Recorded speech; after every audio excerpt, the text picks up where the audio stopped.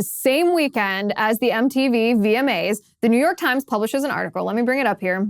The headline of which is, "Maternal instinct is a myth that men created."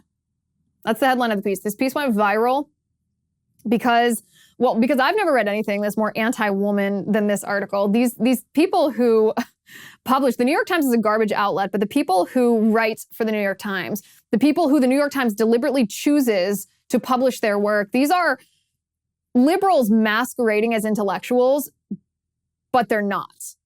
They are Marxists. This is the most anti-woman, the most anti-mother thing that I've ever read. It's more demeaning to women than many rap songs that I've heard. You know how women are depicted in rap music.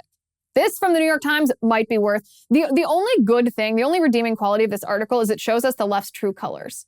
It shows us who they are, and it shows us their political goals. It shows us what they actually think from us. I was completely disgusted reading this article, so I thought, well, why don't we read this together so we can be disgusted together? So the article starts talking about a woman who is disillusioned by motherhood.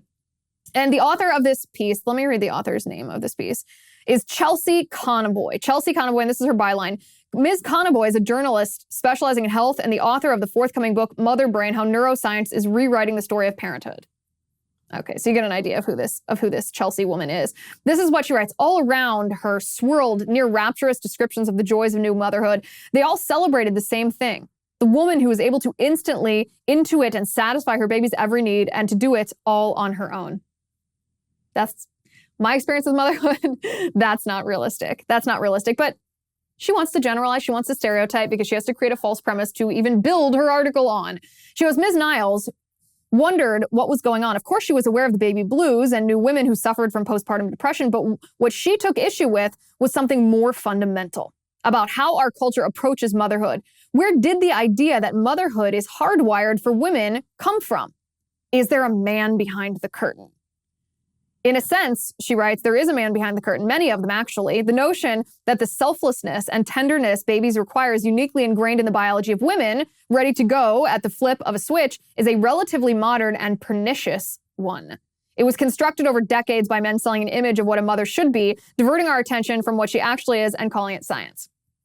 Okay, so first of all, it's funny how the left always has to paint women as victims. The left always paints women as not enough.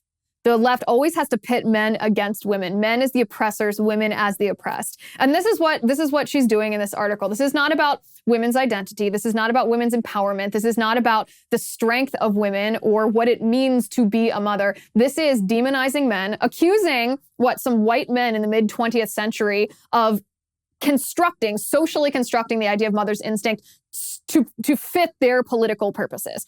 It's absurd. It's completely absurd because that would be giving an awful lot of credit to these men in the mid-20th century if they could not only socially construct this, but biologically hardwire into not just adult human females, but mammals and organisms from time immemorial, this motherly instinct to protect and nurture our young.